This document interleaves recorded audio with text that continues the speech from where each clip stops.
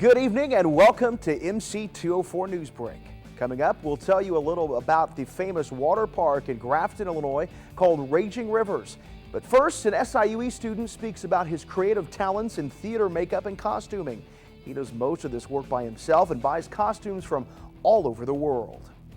When Heath Ledger passed away after the Dark Knight movie, he'd passed away, and just a couple months after that, you know, it was such a big character, you know, larger than life and stuff, that I quickly realized, you know, I kind of want to be like that. So I started doing makeup, and just this thought, you know, came to my head that, you know, might as well do the Joker because, well, he and I kind of look alike. So did that for maybe like 6 months, and then quickly I realized people that do the Joker also do Captain Jack Sparrow and other, you know, Johnny Depp characters. So quickly transitioned into that. Almost all my costumes are, you know, collaborative, that I can build some things I source from somebody I know, but other items, you know, they're way beyond me. I don't have the skills, I don't have the molding technology to even, you know, consider it. So a lot of things like that. I did a character named Jodo Kast from Star Wars many years ago, before I even considered costuming overall. Some helmets are, you know, fan-made, you know, fiberglass and resin casts, but some of them are licensed products. But it's always fun to, you know, get the fan-made products, just because, you know somebody sat there and, you know, tooled it and molded it themselves. Alice in Wonderland came out a couple years ago, and I honestly really hated the movie, but I love the visual aspects of that character. So, I mean, family members helped with, you know, creating parts of the pants and stuff like that, because there's a lot of detail that you would never see. I have no idea how to sew. Other people in my family do. I contacted a company, and they actually tailor-made me a jacket. Even my great-grandma helped out with some of the fabric and stuff that goes with it, that there's ribbons that hang off the jacket and stuff like that. But just overall, I mean, there was so much effort from other people, you know, not including myself, that went into that it's just, you know, kind of a prized possession. I have Facebook friends, actually, that every day they post something about, you know, I want to do this, or I want to do it as a living, I want to go to this college in, you know, Europe because it teaches you how to do this stuff. But overall, I think it's a really nice hobby, but I don't think there's a lot of people that can get into that industry to make money with it. It takes a lot of trouble, essentially, to figure out how things go together. With the Dark Knight Joker, I mean, I know people that we finally talked to the original makeup artist, and she actually gave us a list of, you know, the actual makeup products, the list, the numbers, so we could actually buy the original makeup, you know, and stuff like that. But figuring out how it goes together and stuff like that, it takes so much effort. Like with the eyes, it might take, you know, 45 minutes to do the black around the eyes. It might take, you know, 50 minutes to do the stars exactly how you want them. So with all that effort, I mean, I can't deny it's art. Yeah, if you want to check out my work, I'm Zach McGeehan on Facebook. And then also, I know I have several threads that have lots of hits on the Midwest Garrison. It's a 501st attachment. It's on their forum. And then I also have a blog on Blogspot, so you can check me out there too.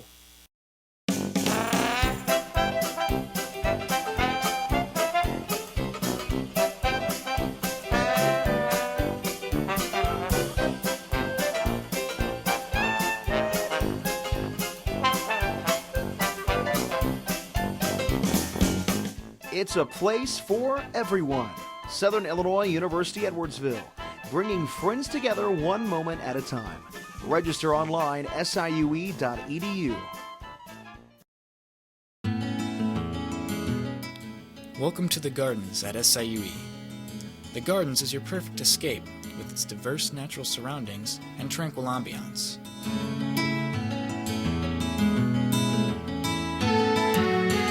Whether you're looking to take a break from studying or just want to enjoy the outdoors.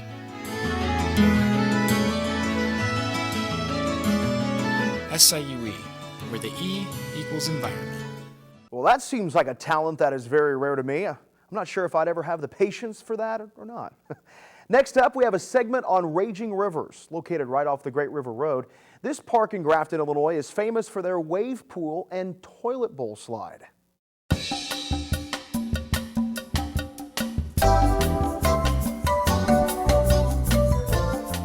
I'm the general manager and vice president and part owner of Raging Rivers. Can you This is our 25th season here at Raging Rivers. A group of us come from Lake of the Ozarks in Osage Beach, Missouri to come to this area to build a water park 25 years ago, and we saw this beautiful piece of property that we're sitting on today right along the Great River Road, and it's been a journey.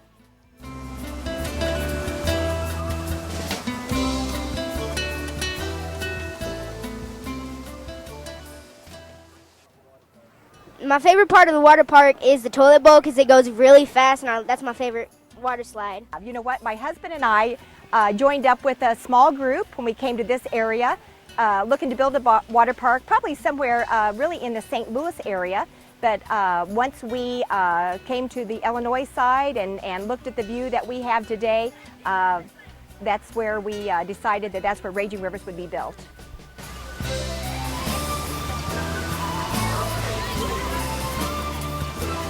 My name's Steve Boyer. This is Mason! Mason Boyer. Hey, can I hold it? What's your favorite part about the park? Like on The shark slide we just got done doing 30 times? Yeah. I like that one better. I'm gonna hold it. All right, hold it, but keep it right here. All right. My favorite part of the park is the fact that as far as rides go, of course, mine is the wave pool. But my favorite part of being involved with Raging Rivers is probably at the end of the day, I can look around at all of the millions of guests that we have entertained that day and see the smiles, and we've been part of making memories for that family. And then I think, oh well, I get to do it again tomorrow, and then I even get to try to do it better the next season.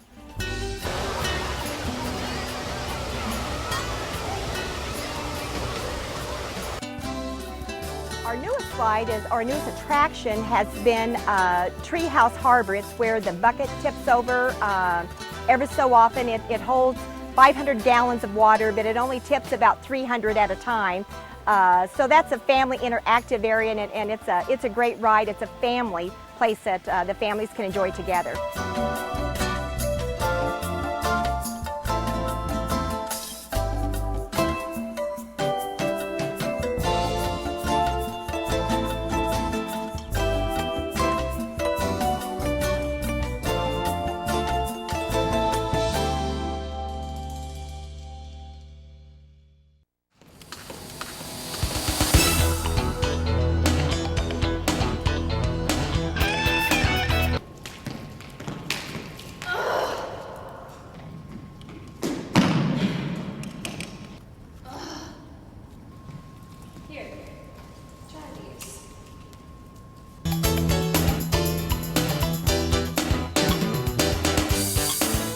Don't let sloppy clothing get in the way of your workout routine.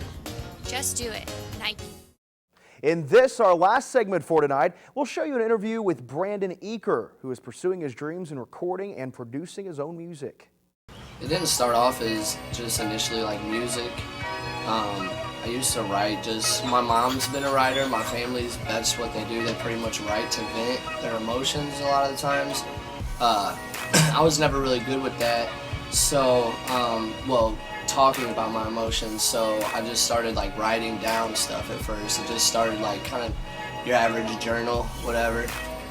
And then slowly I started putting it more like metaphorically into like poems and lines and stuff. I've always had a passion for music though, so one day I thought, why not try putting my creative writing into like a song form as I'm venting my emotions all in one. So it kind of just went from talking about how I feel to combining it with my love and my passion for music. This part about making and creating music for me is not the actual process of making music, but nowadays it's really hard to get yourself out there and known, so you gotta market yourself. So when it comes to music, the hardest part is definitely advertising yourself, because in music you're your own brand, so you are your business if that's what you really want to do with it.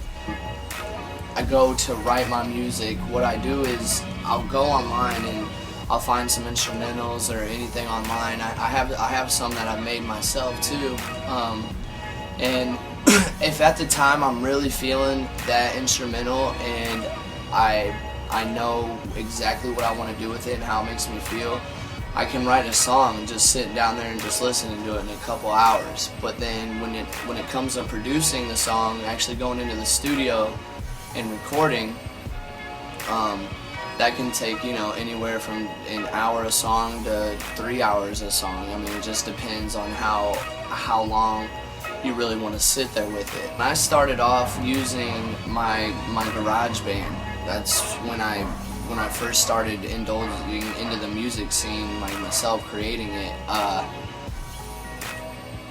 On that alone, I've produced probably easily over 100 songs, no problem. Those are songs I've all made myself, wrote lyrics to, composed everything behind it. And then now once I started going more into studios and using things like Pro Tools and actually having producers in there for me that'll mix it and master it. Everyone's dreams to be successful when they're in this, you know, but it just depends on how you want to picture your success. I don't want to be, you know, out on the road all the time, just gone, just constantly performing the same stuff. I always want to keep it fresh and new and tasteful. So my success, I just want people to be able to relate to what I'm saying. That's my dream, is when I'm producing my music, I want the people, my audience and my fans, to be able to listen to my songs and kind of relate their life and to my life and what I've been through. I have a couple different websites I use. One of them is SoundCloud. So if you just type in Brandon Aker on the SoundCloud, it'll pop up. The link is soundcloud.com/alwaysdonefor.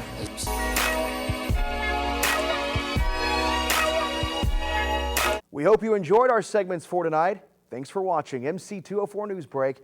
I'm Matthew Horst.